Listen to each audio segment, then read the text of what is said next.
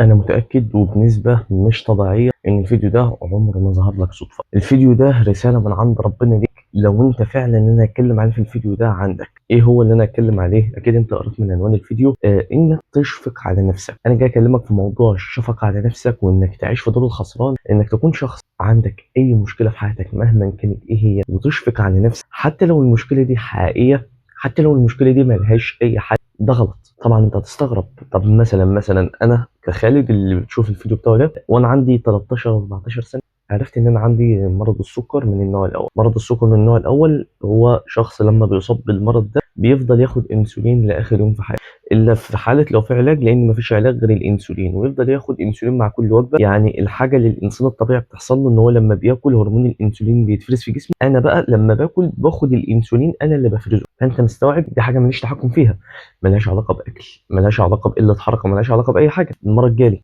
بس انا لما فضلت حوالي 4 سنين بشفق على نفسي بقول انا مش عارف المرض ده ماليش تحكم فيه، انا كده كده هموت، انا خلاص هعمل ايه؟ لما جيت اعمل الموضوع ده كله انا بقيت باجي اعمل زي مسكن. عارف انت المسكن البنادول او الحقن بروفين دول اللي مش عارف اسمها ايه.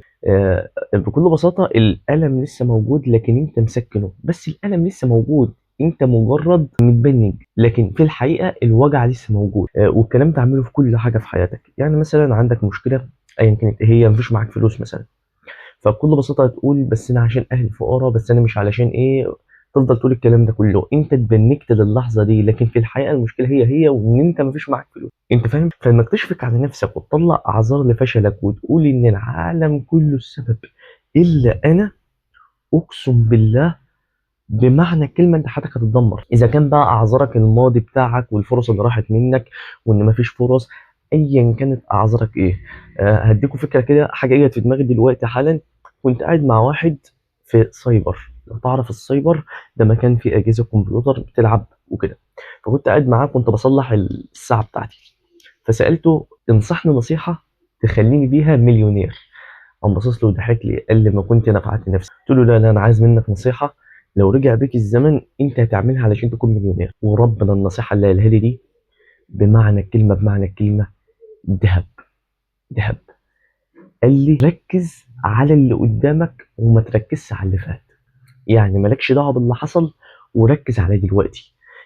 انا بقى لما جيت افكر لقيت ان الموضوع كده. يعني انا مثلا لو كنت ركزت ان انا جاله سكر ما كنتش هركز ان دلوقتي ممكن افتح فيديو زي ده انصح فيه ناس زيي اذا كان عندهم سكر او اذا كان شباب بكل اللي انا اعرفه علشان اقدر افيدهم وحياتهم تكون افضل. انت فاهم؟ فانا لو ما كنتش عملت كده ما كنتش هفضل كده. بس انا كنت بعمل الموضوع ده بشكل غير مباشر، انما هو فهمني ان فعلا انك تركز على اللي قدامك وتسيبك من اللي راح منك دي احسن حاجه.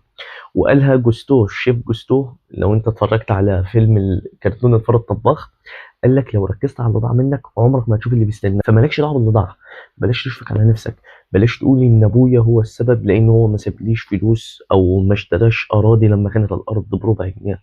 ما تقولش ان ابويا مش بيستثمر، ما تقولش ان مش عارف امي ضيعت ورثها، ما تقولش اصل مش عارف انا الذكاء عندي محدود، ما تقولش اصل انا مولود في بيئه شعبيه. ما تقولش الكلام ده كله. قول حاجه واحده بس، دي مشكله ازاي ممكن احلها. المشكله الاولى مثلا لو انت مشكلتك انك مفيش معاك فلوس فتلاقي ان الحل انك تشتغل.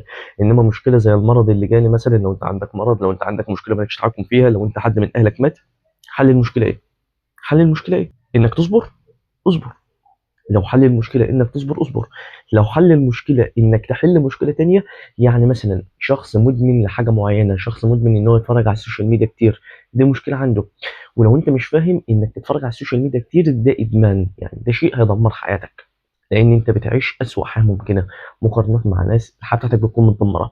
فمثلا لو أنت عندك إدمان على السوشيال ميديا أو مشكلة إنك مدمن على السوشيال ميديا مثلا، ولا تعرف منين إنك مدمن على السوشيال ميديا، اقدر اقول لك ان انت مثلا لما تكون قاعد مع اهلك تفتح التليفون، او لو انت مثلا قاعد مع اصحابك تفتح التليفون، او مثلا انك تنزل صور على طول. لو انت عندك الحاجات او ال3 حاجات اللي قلتها لك انت مدمن سوشيال ميديا. غير بقى لو انت شغال على السوشيال ميديا زي مثلا، ساعتها انت مش مدمن، انت شخص بتشتغل. انما لو انت بتفتح التليفون وانت مش بتكسب منه اي حاجه ممكنه، وانت قاعد مع اهلك مش لوحدك وبتقلب، واول ما تصحى من النوم تفتح التليفون وتقلب، فانت مدمن سوشيال ميديا. معلش دخلنا في النقطه دي مع انها مش بتاعتنا، بس هنقول ان انت مدمن سوشيال ميديا. انك تعالج حياتك انك مثلا تملى حياتك بحاجات تخليك مش عايز تفتح سوشيال ميديا، ان حياتك تكون مليانه ومحشيه بحاجات تفضل تعملها طول اليوم، فما تبقاش زهقان فتفتح السوشيال ميديا. انا مش عارف انا اقول إيه اكتر من كده، بس اتوقع ان كده خلاص. بس عايز اقول لك بالله عليك بالله عليك، اياك تعيش في دور الخسران. لو عشت في دور الخسران صدقني والله يا اخويا هتخسر، والعالم عايز الكسبان. العالم عايز الكسبان، وربنا عايزك كسبان. لو انت مش عارف، انا مش عارف ممكن اقول حاجه زي كده تفهم غلط ولا لا، بس انت اساسا كسبان من يوم ولادتك. لو انت شفت الفيديو ده انت كسبان. هتقول لي ازاي؟ انا عندي مشاكل، انا عندي. هقول لك انت بتسابق حيوانات منويه من يوم ولادتك، يعني انت كسبان. انت مستوعب؟ يعني في ملايين الحيوانات المنويه انت اللي كسبت. الشخص ده اللي بيتفرج على الفيديو هو اللي كسب، عشان هو كده دلوقتي، عشان كده دلوقتي هو موجود. انت فاهم؟ فانت كسبان من يوم ولادتك. انت عندك صحه، عندك اكل، عندك شرب، عندك الحاجات دي، انت كسبان. فما تعيش جوه دماغك في دور الخسران. حتى لو حالك مش هيتغير بشكل كبير، بس جوه دماغك عيش انك كسبان، انك كسبان في الحياه، انك مش خسران، ان رب العالمين يعني الكريم اكيد اكيد ما ظلمكش. ربنا مش بيظلم اي حد، وما ظلمناهم ولكن كانوا انفسهم يظلمون.